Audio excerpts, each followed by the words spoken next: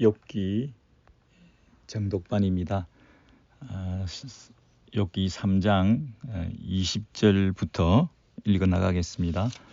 지난주에 우리 욥이 자기 생일을 저주하였다.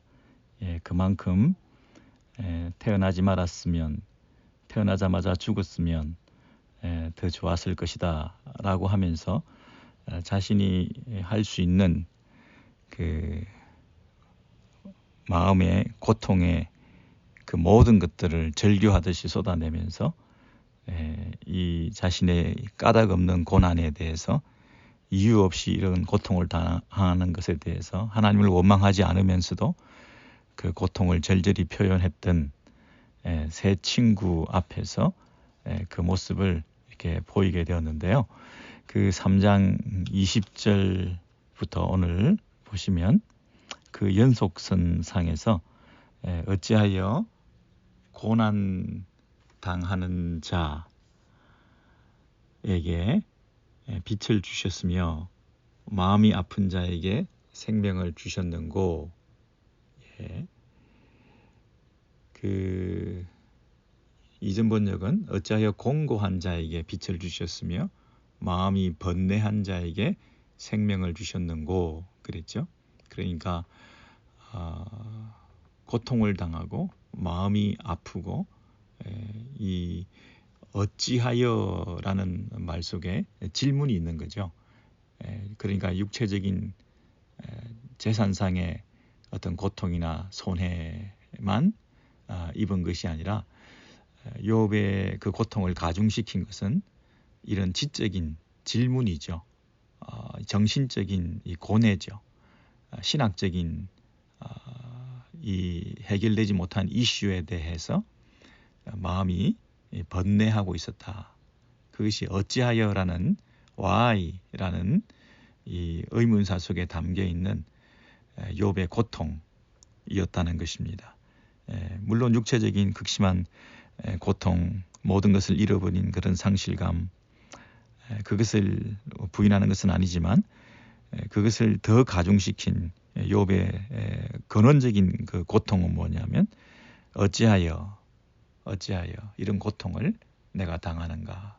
그리고 이런 고통을 당할 바에야 어찌해서 지금 생명을 가지게 되었고 처음부터 태어나게 되었던가. 처음부터 이런 빛과 생명을 주지 아니하셨다고 한다면 이런 고통도 겪지 않을 수 있었을 텐데 하는 이런 질문을 드리고 있는 것이죠. 그래서 21절 보시면 유일한 이 고통 가운데의 출구는 죽음이다 이렇게 생각을 하는 거죠. 이러한 자는 죽기를 바라도 오지 아니하니 땅을 파고 숨긴 보배를 찾음보다 더 죽음을 구했다 하는 것이죠. 죽음만이 유일한 출구다. 고통으로부터 해방되는 유일한 길은 죽는 것밖에 없다. 그렇게 말하고 있습니다.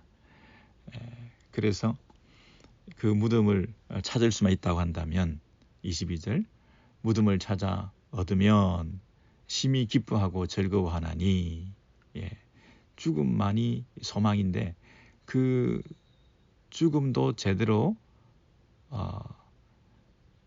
잘 찾아낼 수가 없다. 그 죽음에도 죽으려고 해도 잘 죽을 수가 없다. 그렇게 말을 하면서 23절에 하나님께 둘러싸여 길이 아득한 사람에게 그랬습니다. 여러분 하나님에게 둘러싸여 했다는 것은 이 철저히 그 제한된 꼼짝달싹하지 못한 내 운신의 폭이 전혀 없는 그런 뜻이죠. 내가 선택할 수 있는 것이라고는 아무것도 없는, 심지어 죽음도 선택할 수가 없는 그런 뜻이죠. 이런 고통, 이런 지적, 정신적, 재산적, 환경적 모든 이 절망에 둘러싸여 길이 아득한 사람이 지금 빛을, 생명을 가지고 살아있긴 살아있는데 죽을 수도 없는 이런 모든 것으로부터 차단되고 막혀 있고 갇혀 있는 이런 상태에 자신의 그 고통의 얘기를 하고 있습니다. 그래서 이 둘러싸여 하는 말은 1장 10절에서는 여러분 욥기 1장 10절에서는 똑같은 단어가 쓰였는데 그때는 이렇게 쓰였습니다.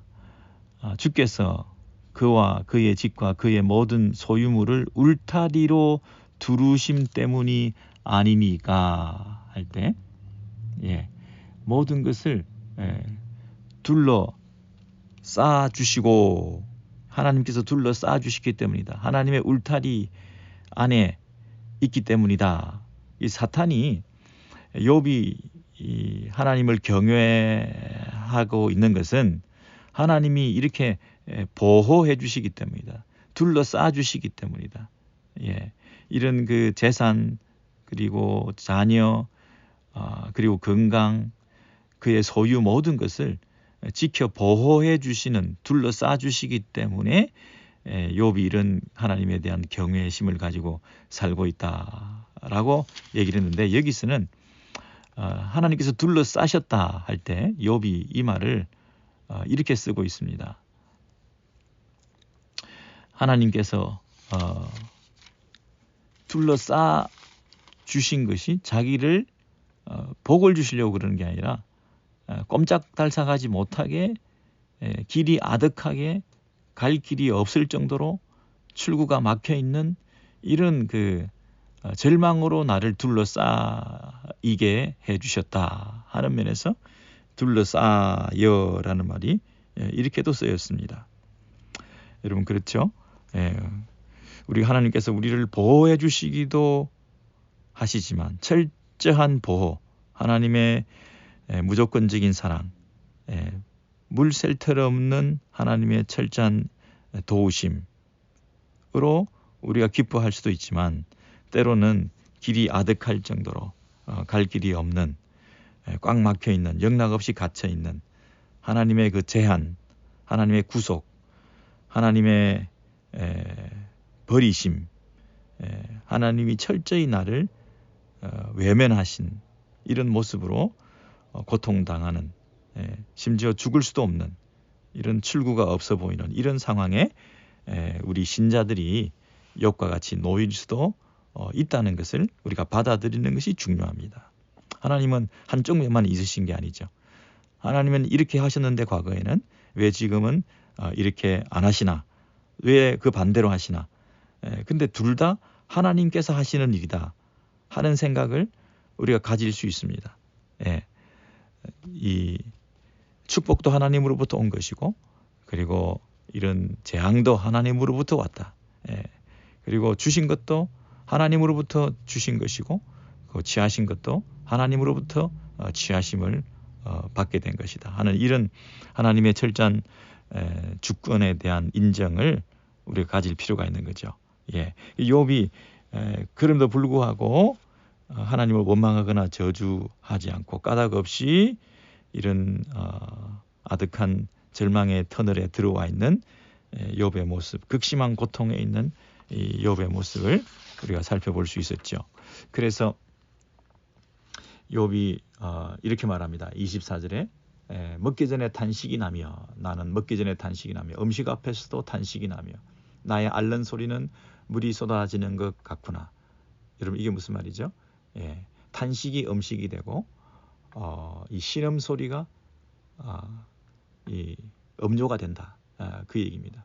뭘 먹고 마시고 하는지 그 욥의 모습을 보면 그 욥이 음식 앞에서도 탄식을 하며 그리고 물이 쏟아지는 것처럼 물이 폭포처럼 쏟아지는 그 큰 소리가 나는 그 앓는 소리, 그 고통의 절규의 소리, 그런 그 외마디 외침 비명의 소리 일 뿐만 아니라 또 물이 쏟아진다는 것은 끊임없이라는 뜻이 있잖아요. 계속해서 흐르는 이런 뜻이 있잖아요. 그러니까 이 신음소리, 앓는 소리, 고통의 이 소리가 계속 쏟아지고 있다. 끊임없이 그죠? 가장 과격한 형태로 이런 고통을 당하고 있는 이 길이 사방으로 둘러싸 있는 이 그 고통의 모습, 그것을 지금 욥이 23절까지 24절까지 얘기를 했는데요. 25절에는 더 이 절망적인 얘기를 이렇게 이야기하고 있습니다. 나의 두려워하는 그것이 내게 임하고 나의 무수하는 그것이 내 몸에 미쳤구나. 평강도 없고 안온도 없고 안식도 없고 안일도 없고 휴식도 없고 고난만 있다. 불안한 마음만이 남아있다. 없고 그리고 있다는 것도 고난만, 불안만 가장 그 강조해서 최악의 이런 그 고난의 상태, 심리적인 불안의 상태, 그리고 모든 것을 잃어버린 상실의 상태, 이것이 3장까지 이야기였습니다. 그래서 이 욥이 이런 그 모든 것이 없다. 안식도 없고 평안도 없고 쉼도 없고 그리고 가장 큰 고통만이 내게 미쳐 있는 이런 최악의 절망에 내가 놓여 있다. 이 얘기로 욥의 얘기가 이제 마치게 된 거죠. 그랬을 때 4장부터 이 친구들이 이제 등장하게 되는 것이죠. 욥이 이런 말을 3장에서 격정적으로 말을 하고 있는 것을 욥의 친구들이 지켜보고 들었었겠죠. 그러니까 그 욥의 말에 대한 그 친구의 그 반응이라고 하는 것은 4장 1절부터 이렇게 나오는데 참다 이제 더 이상 참을 수가 없다 이런 뜻이죠. 욥이 하는 그 말에 대해서 내가 꼭 안 할 수가 없어서 이 말을 하게 된다. 네가 한 말이 참으로 내가 볼 때는 너무나 틀린 말들이 많다. 그 네가 당한 그 문제의 그 고통의 이유를 우리는 알고 있는데 너는 그 이유를 모른다 그러고 있으니 그 부분에 대해서 내가 명쾌하게 얘기를 해줄 수밖에 없구나 하면서 좀 연장자에 속했던 엘리바스라고 하는 사람이 4장 1절에 등장해서 이렇게 얘기를 합니다. 대만 사람 엘리바스가 대답하여 이르되 누가 너에게 말하면 네가 염증이 나겠느냐 실정을 내겠느냐 실정이 날지라도 싫다고 하더라도 누가 참고 말하지 아니하겠느냐 이게 무슨 뜻입니까?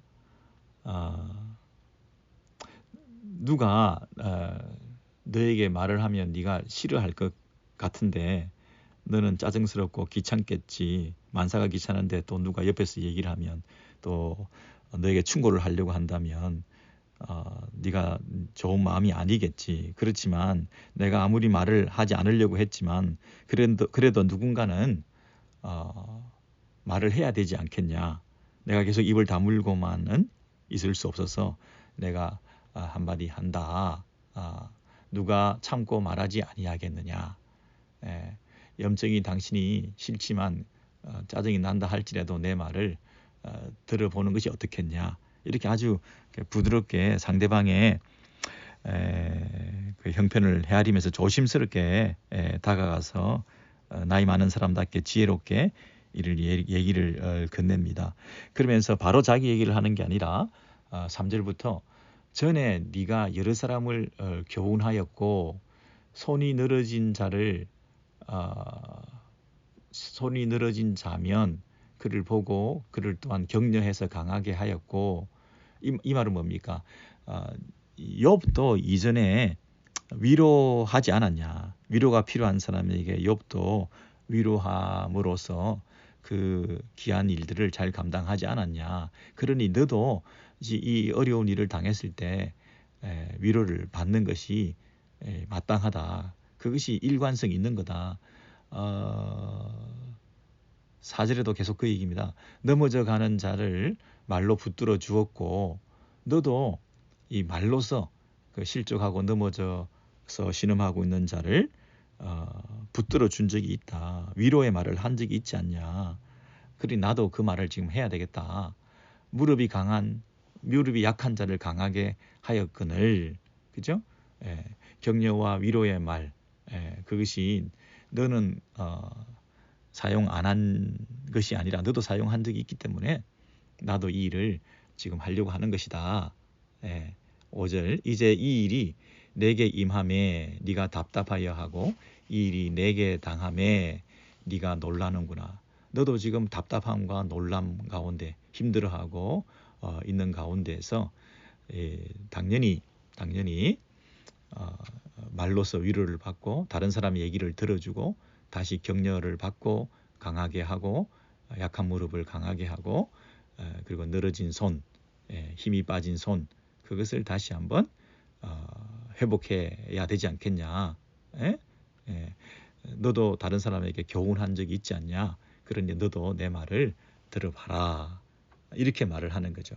그렇게까지 말을 하고 조심스럽게 6절부터 이제 조금 그 심도를 높여서 너에 대해서 얘기를 하는 거죠. 그 욥에 대해서 이렇게 얘기합니다. 네 의뢰가 경외함에 있지 아니하냐. 네 소망이 네 행위를 완전히 함에 있지 아니하냐. 생각하여 보라. 죄 없이 망한 자가 누구인가? 정직한 자의 끊어짐이 어디 있는가? 여러분 7절에 보시면 생각 좀 해봐라. 죄 없이 망한 자가 누구인가? 이것이 무슨 말입니까? 죄 없이 망한 자가 누구인가? 죄가 있기 때문에 망하는 것이다. 뒤집어 얘기하면 죄가 없으면 망하지 않는다. 이 정직하면 끊어질 리가 없다. 정직하지 않았기 때문에 끊어진 것이다. 내가 보건대 악을 밭갈고 독을 뿌리는 자는 그대로 거두나니 내가 늘 지켜보고 경험해 보았을 때 세상 이치라는 게 그렇다. 다 악으로 심으면 독으로 뿌리면 그것을 거두게 된다. 심은 대로 거두게 된다. 그리고 그 악한 일들에 대해서는 9절에 하나님께서 다 하나님의 입기운에 멸망하고 그의 콧김에 사라지느니라. 이렇게 말을 하는 거죠. 그러니까 하나님의 그 인과응보적인 그런 심판이 악에 대해서 있게 마련이다. 하나님께서 그 악한 일에 대해서 결국에는 벌하신다는 것이 세상의 이치다. 10절도 보십시오. 사자의 우는 소리와 사나운 사자의 목소리가 그치고 어린 사자, 젊은 사자의 이가 부러지며 이게 무슨 말입니까? 그 사자라고 하는 것은 악인이죠. 그 위에 악으로 밭을 갈고 독을 뿌리는 것의 연장선에서 이 땅에서 악한 자가 사자로 이렇게 대변되면서 그 사자라고 하는 그 악한 행태를 이 땅에서 보였던 사람들은 결국에는 그 목소리가 그치고 그리고 이가 부러지고 젊은 사자라 할지라도 어린 힘 있는 사자라 할지라도 그 이가 부러지고 그 다음에 11절에 늙은 사자는 움킨 것이 없어. 늙은 사자라고 번역하기도 하고 그냥 사자라고도 번역이 되어 있는데 사자는 나중에는 사냥한 것이 없어. 움켜진 것이 없어. 죽어가고 사자가 맹수가 모든 것을 다 잡아먹는 그런 악한 약육강식의 그 동물의 대명사인데 먹이사슬의 최정점에 있을 수 있는 그런 파괴력을 가진 영향력을 가진 힘 있는 권세자였는데도 불구하고 결국에는 손에 쥔 것이 없어서 가진 것이 없어서 사냥이 안 돼가지고 죽어가기도 하고 그리고 그 새끼는 흩어진다. 그 자녀 손들이 잘 안 된다. 그 가문이 무너진다. 이렇게 11절에서 그 사자의 비유를 들면서 이 악한 사람들은 결국 하나님의 입기운에 멸망하고 그 콧김에 사라지고 말 것이다. 이렇게 악한 사람들도 벌을 받게 된다. 라고 얘기를 하면서 이 죄를 가진 사람이 그 죄의 결과로 벌을 받게 되는 것이다. 7절입니다. 죄 없이 망한 자가 누구인가? 정직한 자의 끊어짐이 어디 있는가? 이 세상은 다 그렇게 돌아가는 것이다. 이 3단 논법으로 말하고 있는 거죠. 그러니까 이 모든 그 세상의 이치라고 하는 것은 이 죄의 결과로 하나님께서 그 죄를 반드시 심판하시게 된다는 것이에요. 그러니까 심판을 당하고 고통을 당하고 문제를 만나고 일이 안 풀리고 자손이 안 되고 그 자녀손들이 흩어지고 또 집안이 무너지고 어떤 큰 사랑하는 것들을 잃어버리게 되고 내가 손에 움켜쥐고 있던 것을 다 놓쳐버리게 되고 하는 이런 모든 고통과 상실과 아픔이라고 하는 것은 하나님이 주시는 그 인생들의 죄에 대한 벌이다 이렇게 생각을 하는 거죠. 그런데 현재 욥은 너는 지금 고통하고 상실을 경험하고 그리고 자녀손들이 흩어지고 무너지고 집안이 망하고 모든 재산과 소유는 잃어버리게 되고 너의 건강은 가장 최악의 상태에 있고 현재 너는 욥은 고통을 당하고 있지 않냐. 그러므로 욥은 뭐라는 거죠? 네가 죄를 지었기 때문이다. 이 땅의 모든 고통은 죄에 대한 하나님의 벌이다. 욥은 현재 고통을 당하고 있다. 그러므로 욥은 죄인이다. 네가 죄를 지었기 때문에 이런 고통을 당하는 것이다. 는 3단 논법으로 지금 이 욥의 이 친구들이 와서 이렇게 설명을 쭉 해주는 거예요. 굉장히 그 완곡하게 부드럽게 하는 것 같이 보여도 사실은 내가 말을 하지 않을 수 없다. 네가 지금 까닭 없이 고통을 당하는 게 아니다. 너는 지금 까닭 없이 고통을 당하고 있다고 절망의 그 고통의 노래를 부르며 하나님 앞에 생일을 저주하고 있는데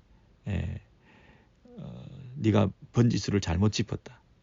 네가 신학적인 그 이슈를 잘못 해석하고 있다. 너에게 당한 그 일을 내가 객관적으로 볼 때, 세상 이치로 볼 때 이건 너무나 명확한 결론이 이미 났다. 그러므로 너 자신을 돌아보고 네가 회개하는 것만이 살 길이다. 이 얘기를 지금 해주고 싶은 거예요. 여러분 오늘 제가 말씀드리고자 하는 것은 6절입니다. 6절. 네 의뢰가 경외함에 있지 아니하냐. 네 소망이 네 행위를 완전히 함에 있지 아니하냐. 이 엘리바스가 욥에 대해서 이 말씀을 6절의 이 말을 근거로 해서 7절 이하의 자기의 논리를 전개해 나갔거든요. 그 말은 뭐냐면 욥 너의 그 존재의 근거가 욥이라고 너의 그 신뢰의 터가 어디에 서 있느냐면 하나님을 경외함 이것이 최고의 가치고 그리고 네가 쭉 살아왔던 그 삶의 가장 중요한 그 밸류를 네 인생의 가장 소중한 삶의 이유를 네가 가장 이 땅에서 가치 있게 생각하는 그것은 뭐냐면 네 행위를 온전히 함에 있지 아니하냐. 네 소망이 내 온전한 길이 아니냐.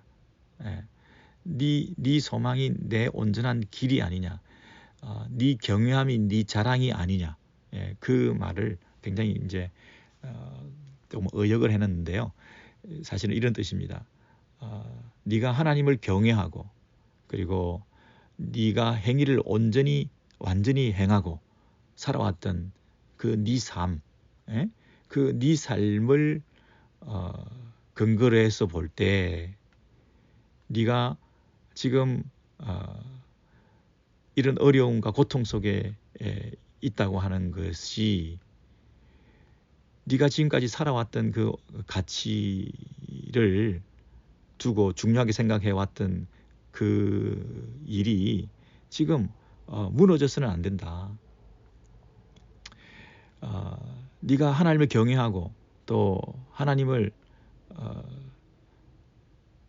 경배하며 그 하나님의 뜻대로 온전히 너 행위를 정직하게 행하며 살아왔던 그 삶, 그 삶을 계속 살아왔다고 한다면, 그리고 앞으로도 그러한 삶을 살 것이라고 한다면, 이 균열, 이 너의 그 생각, 너의 그 체계, 너의 그 삶의 어떤 가장 아름다운 모습이라고 하는 그것을 계속 유지해서 가야 되는데, 만약에 그런 너의 하나님을 경외하고 하나님을 온전히 순종하고 살아옴으로써 네가 받았던 그 복과 축복과 그 모든 그 형통한 삶, 그 어떤 이 질서, 그것이 지금 깨져 있다고 한다면 그 깨진 이유가 뭔지를 생각해야 될 거 아니냐, 그 얘기입니다.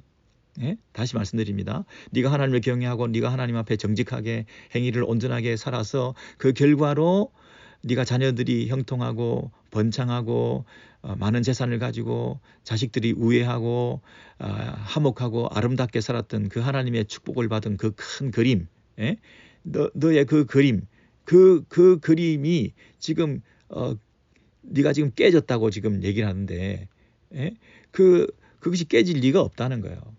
죄 없이 망한 자가 어디 있겠냐, 정직한 자의 끊어짐이 어디 있겠냐. 네가 가진 그 큰 그림을 고집하지 말라는 거예요. 그것이 깨진 이유가 뭐냐인가를 생각해 보자는 것입니다. 여러분, 여기서부터 제가 조금 더 중요한 얘기를 하려고 하는데요. 이 욥기를 읽어 나갈 때 가장 중요한 것은 뭐냐면 욥기 1장 1절입니다. 욥기를 쓰신 분이 욥기 서론을 대충 쓰셨겠냐고요. 그리고 욥기를 어떤 목적으로 이 욥기를 썼을까 하는 것을 그 서론에 잘 담겨 있고, 특별히 1장 1절에 그 얘기를 우리에게 얘기를 하고 있거든요. 욥기 1장 1절을 보겠습니다. 우스 땅에 욥이라 불리는 사람이 있었는데 그 사람은 온전하고 정직하여 하나님을 경외하며 악에서 떠난 자더라 그랬습니다. 여기 보세요. 욥이 하나님을 경외했다.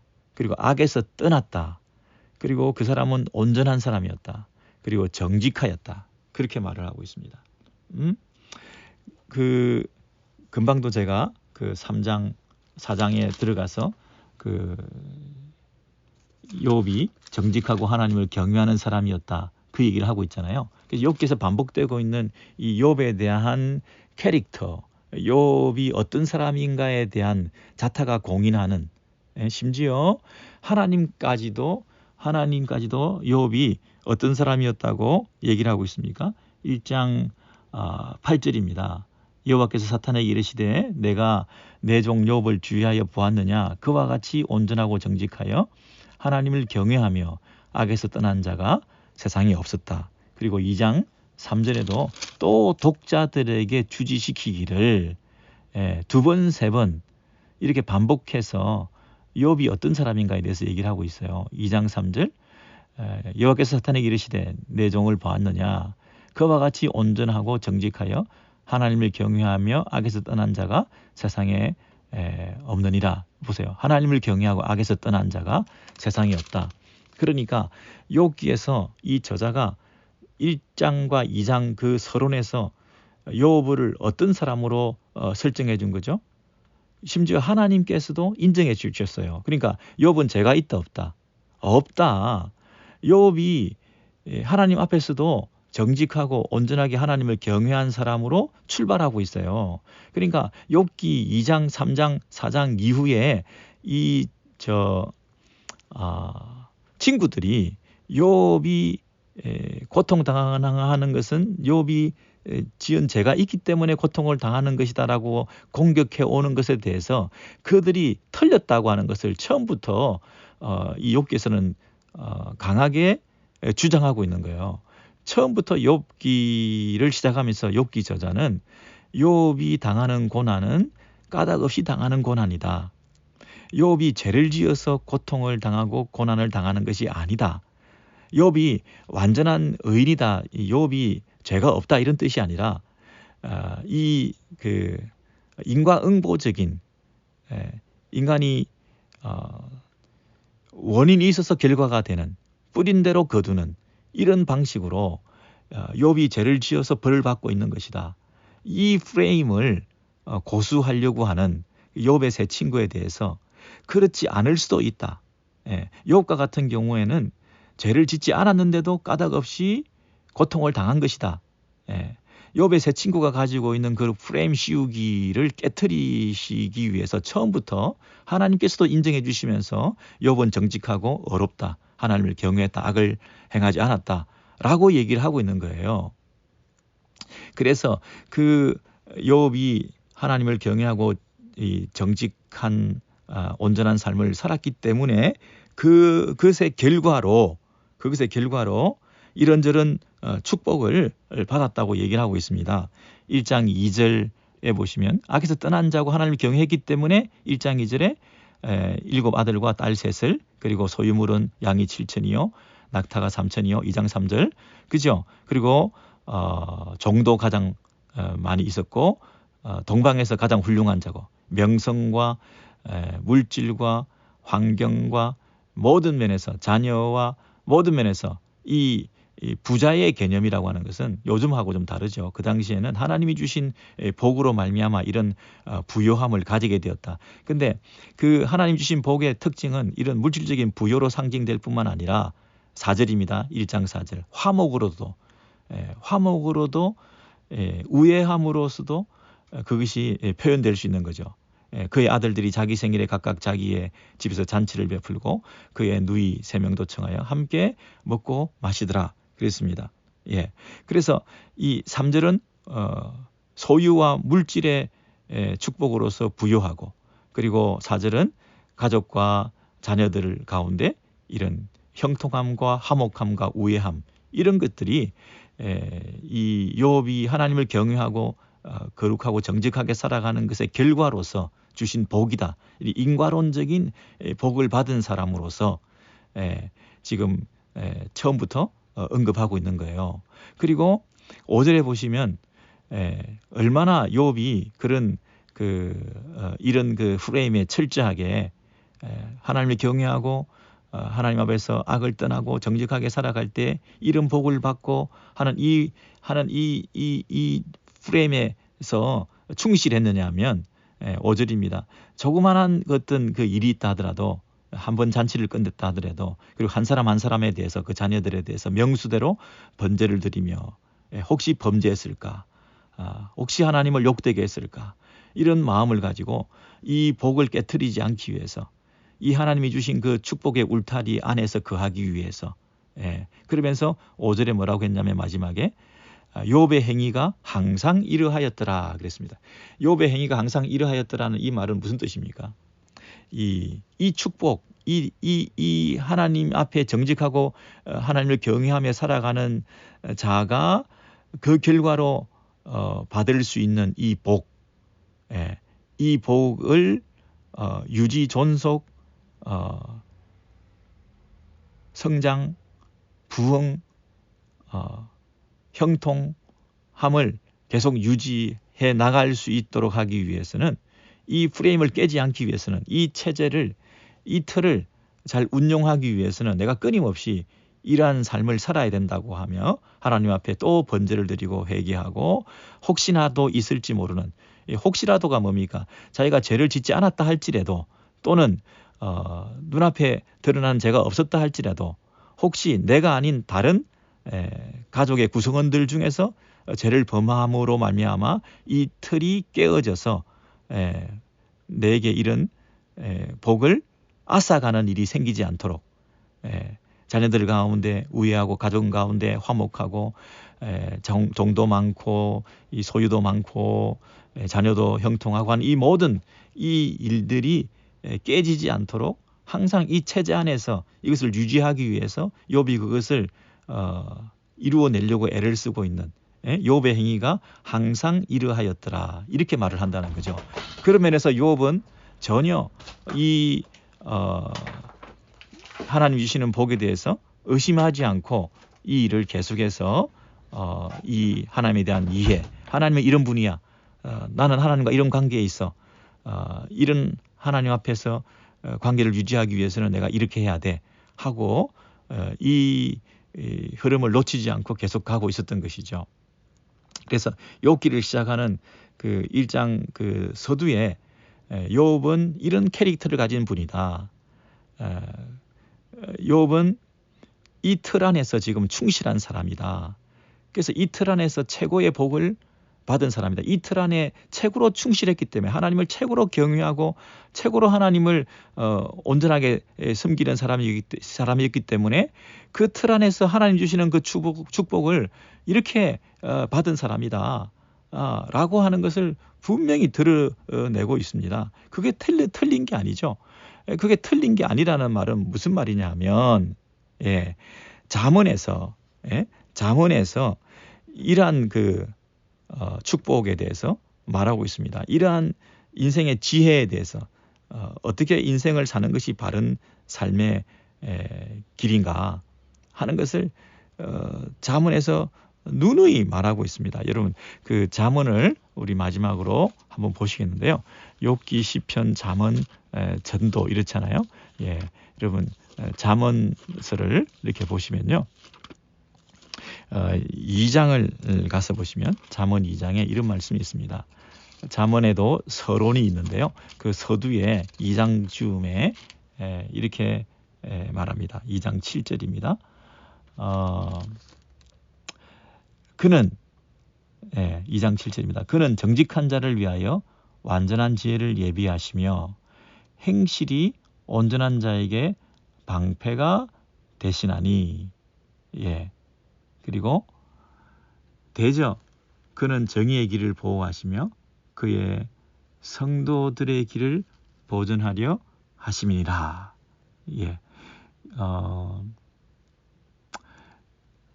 2장 7절 2장 5절에도 여호와 경외하기를 깨달으며 하나님을 알게 되리니 대저 여호와는 지혜를 주시며 7절 그는 정직한 자를 위하여 완전한 지혜를 예비하시며 행실이 온전한 자 이러면 정직한 자 행실이 온전한 자 그렇죠? 그리고 3장 7절도 한번 보시죠. 3장 7절에 스스로 지혜롭게 여기지 말지어다. 여호와를 경외하며 악을 떠날지어다. 여기 보세요. 여호와를 경외하고 그 다음에 악을 떠날지어다. 그렇죠. 여러분 이런 그 하나님을 경외하고 하나님을 인정하고 하나님 앞에 온전히 행하고 온전한 행실이 온전한 자의 삶을 살고 정직하게 살아가고 하는 이 모든 것들에 대해서 이 잠언에서 요구하는 그 지혜라고 하는 것은 하나님을 경외할 때 하나님 앞에 온전히 행할 때 그 행위가 정직할 때 이러한 삶을 살아갈 때에 그 3장 10절에 보시면 내 재물과 내 소산물의 처음 익은 열매로 여호와를 공경하라. 그리하면 내 창고가 가득히 차고 내 포도즙 틀에 새 포도즙이 넘치리라. 여기 보세요. 이렇게 하면 이러한 복을 주시리라. 이렇게 정직히 행하면 마음을 다하여 하나님을 섬기면 이런 복을 받으리라. 이런 것이 뭐냐면 이 잠언적인 지혜다. 잠언적인 축복의 비결이다. 이렇게 말할 수 있습니다. 그래서 이 잠언의 그 서두의 2장 3장부터 시작해서 계속 보시면 하나님을 경외하고 악을 떠나고 정직하게 행하고 행실이 온전히 행하고 이렇게 했을 때 이런 복을 받고 이런 뿌린 대로 거두는 이런 하나님의 축복 안에 거할 수 있다고 하는 이런 그 가르침이 잠언에 가득 담겨 있습니다. 그게 틀린 게 아닙니다. 뿌린 대로 거두고 심은 대로 이 수확해서 하나님 앞에서 순종하면 복을 받고 하나님 앞에 불순종하면 벌을 받고 하나님은 인과론적인 그 하나님과의 관계가 분명히 있습니다.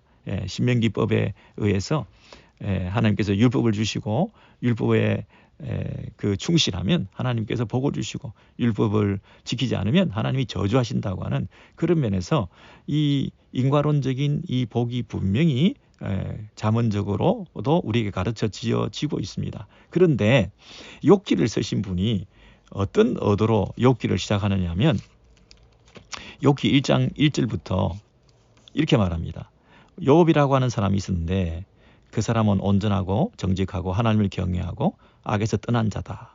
이 말은 아까 잠언에서 말했던 그 단어들을 그대로 가지고 와서 잠언적으로 이 사람은 살았다. 욥은 잠언적으로는 나무랄 수 없을 정도로 이 정직하고 온전한 그런 삶을 살았다. 그래서 그 잠언적인 축복을 받았다.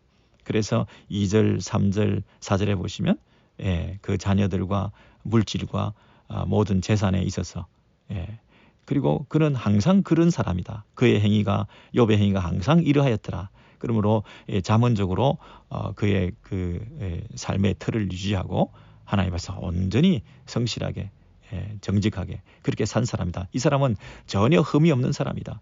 잘못이 없다. 하나님께서도 그 2장 3장 계속 인정해 주시면서 사탄과의 관계 속에서도 욥은 잘못이 없다. 욥은 온전한 사람이다.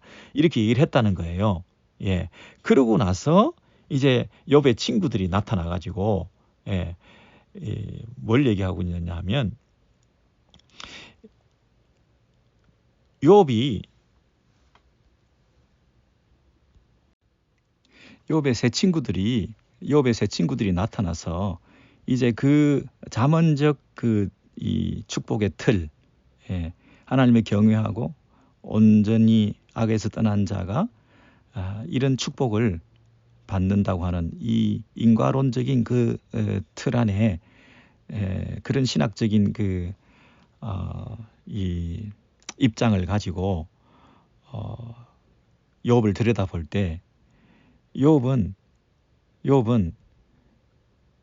이런 고통을 받고 축복을 받지 못하고 있다고 하는 그 사실은 욥에게 이 온전히 행하지 못한 부분, 하나님을 경외하고 악에서 떠나지 못한 부분이 있을 것이라고 하는 그 잣대를 들이대게 된 것이죠. 그러니까 이 잠언적인 이 지혜, 잠언적인 이 축복, 인과론적인 이 하나님의 그 일하심의 틀을 가진 사람들이 욥을 볼 때는 욥은 자신이 가진 죄 때문에 이런 고통을 당하는 것이라고 하는 결론에 도달하게 된 것이죠. 그런데 욥도 자기가 절규하게 된 것은 자기는 하나님을 경외하고 온전히 악에서 떠나고 그렇게 매사에 그렇게 살았던 철저한 잠언적 지혜와 잠언적 축복의 그 틀 안에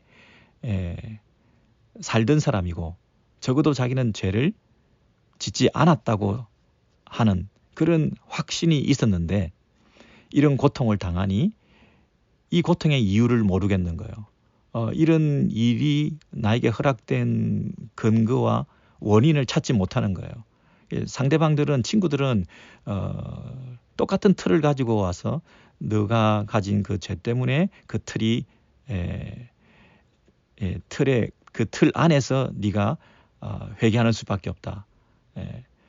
네가 죄를 지어서 고통당하는 것이니까 원래 하나님을 경외하는 대로 다시 돌아가라. 그게 뭡니까? 아까 3장 4장 그기에 보시면 이렇게 말하죠. 그 엘리바스가 4장 6절입니다. 내 경외함이 네 자랑이 아니냐. 네 소망이 네 온전한 길이 아니냐. 예? 하나님을 경외하고 온전하게 행하고 하는 것이 너의 자랑이요 너의 가치 아니냐. 그 길로 돌아가라. 그 길로 돌아가라. 네가 하나님을 제대로 경외했다면 이럴 일이 없다. 그러므로 너의 죄 문제를 해결함으로 다시 하나님을 경외함으로 돌아가는 그 틀로 돌아가라. 이렇게 얘기를 하는 거죠. 근데 욥은 하나님을 경외하고 온전히 행하는 데 있어서 자기는 잘못이 없다, 이유가 없다, 까닭 없이 당하는 것이라는 생각이 가득했기 때문에 그 친구들이 말하는 것을 받아들일 수가 없었던 거죠. 그 대신 욥의 이 마음의 고통은 더 심한 것이었습니다. 이유도 없이 당하는 그 고통 때문에 더 절규하게 된 것이죠. 그렇다면 욥기를 쓴 저자는 지금 뭘 말하려고 하는 걸까요? 여러분 여기 잘 생각해 보세요. 그렇다면 이 충돌, 욥과 욥의 친구의 충돌, 이 틀 깨기를 말하고 있습니다. 이 프레임이 깨기를 말하고 있습니다. 욥은 이 자문적 축복의 그 틀 안에서 하나님을 경외하고 악을 떠나면 하나님께서 이렇게 형통하고 화목하고 이렇게 번창할 수 있다고 하는 뿌린 대로 거두는 이런 축복의 틀 안에서 살아가고 있었는데 그 틀이 깨질 수도 있다고 하는 거예요. 온전히 행하고 하나님을 경외하고 살았음에도 불구하고 이유를 알 수 없는 고통을 신자는 당하기도 한다는 것이에요. 하나님의 그 주권과 하나님의 능력과 지혜를 어떤 틀 안에 가둘 수가 없다. 하나님은 더 크신 분이시다. 하나님은 어떤 틀 안에서 일하는 분이 아니다. 물론 하나님께서 하나님을 경외하는 자에게 복 주시는 건 사실이지만 그 일반적인 틀을 뛰어넘어서 예외적으로 아니면 오히려 더 크신 하나님의 지혜 가운데 하나님의 또 다른 계획과 섭리 안에서 더 놀라운 일들을 허락하시기 위해서 얼마든지 하나님은 이 틀을 깨트리기도 하실 수 있다는 것을 내가 인정하느냐 안 하느냐의 싸움이라는 거예요. 그 틀이 깨어지는 무참한 고통의 상황 속에서도 하나님을 높여드릴 수 있냐, 하나님을 인정해 드릴 수 있냐. 내 틀이 깨지고 내 신학의 토대가 무너지고 내 선입견이 깨트려지고 내 고정관념이 무너지고 내 생각과 이해의 범위 밖에서 일어나고 있는 일들에 대해서도 하나님의 존재를 의심하지 않고 그 하나님을 예배할 수 있냐. 그 싸움이라는 거죠. 욥의 세 친구들은 그 틀을 깨지 못하고 그 틀 안에 가두어서 하나님도 가두고 욥도 가두고 자신도 가두어진 상태에서 계속해서 그 문제를 해결해 보려고 시도했던 사람들이라는 거죠. 그러니까 하나님 보실 때는 누가 옳습니까? 욥의 세 친구들이 옳습니까? 그래도 끝까지 나는 죄가 없다라고 했던, 그리고 하나님을 저주하고 원망하지 않으면서 그 부분을 참아내었던, 때로는 절규하고 생일을 저주하고 막 그 지나친 모습을, 감정이 격한 모습을 보이기도 했던, 때로는 이성을 상실하고 감정이 격해지고 논란의 여지가 있어 보이는 그 욥의 태도임에도 불구하고 마지막에 가서 하나님께서는 누가 더 옳다고 얘기합니까? 욥이 옳다고 얘기를 하는 거죠. 그런 최악의 상황 속에서도 그 어떤 틀 안에 가두어져 있지 않는, 그러나 하나님은 여전히 우리와 함께 하시고 우리의 찬양의 대상이라고 하는 것을 인정해 드리는 태도가 더 옳은 것이라는 것이죠. 여러분 엘리바스가 하는 말을 들어보십시오. 엘리바스가 하는 말, 아까 7절이죠. 6절에 네 경외함이 네 자랑이 아니냐, 네 소망이 네 온전한 길이 아니냐라고 욥에 대해서 그 길로 돌아가라. 그것을 근거로 해볼 때 네가 이런 고통을 당하는 것은 네가 죄를 지은 결과이기 때문이다 라고 하면서 7절에 이렇게 말합니다. 생각하여보라. 죄 없이 망한 자가 누구인가? 죄 없이 망한 자가 누구인가? 여러분 이 질문을 드려보십시오. 죄 없이 망한 자가 누구인가? 이 친구의 질문은 답이 뭐죠? 없다는 거죠. 예.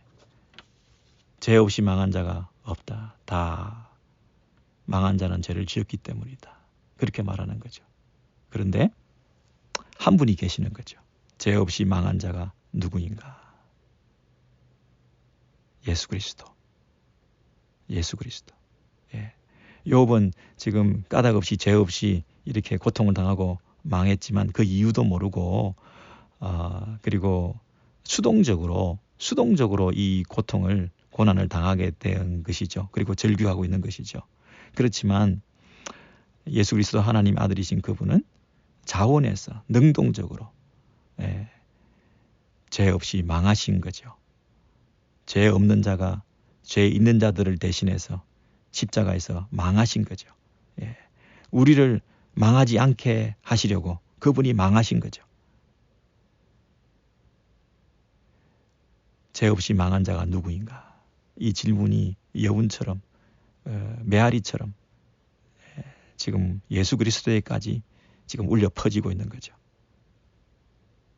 욥기를 통해서 욥의 죄 없는 애매한 까닭 없는 이 고난의 의미를 우리가 생각하면서 그 파문이 어디까지 번져가는 것입니까?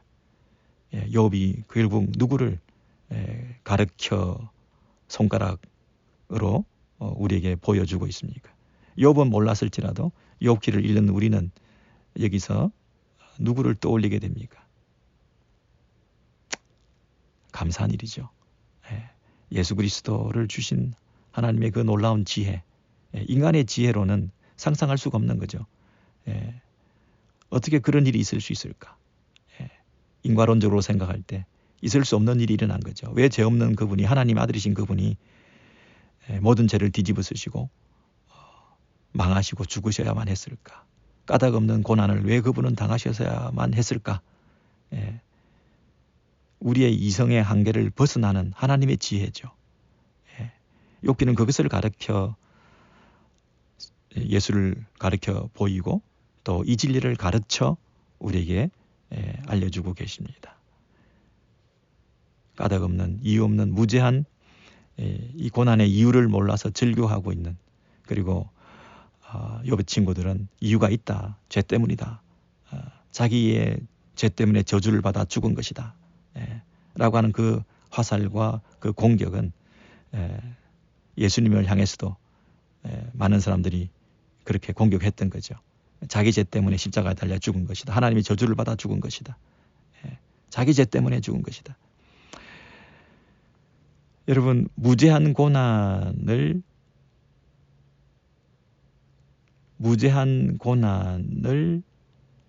받는 사람이 있을 수 있다라고 하는 것을 철저히 부정한다.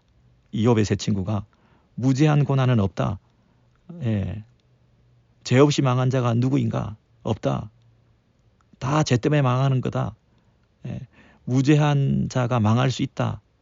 라고 하는 그 여지를 철저히 한다는 얘기는 결국은 십자가를 부정하게 되는 거죠.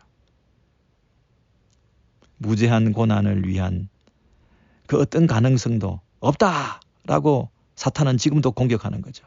사탄은 지금도 주장하는 거죠. 이 욥의 세 친구들은 자기도 모르게 사탄의 입장을 대변하고 있는 거죠.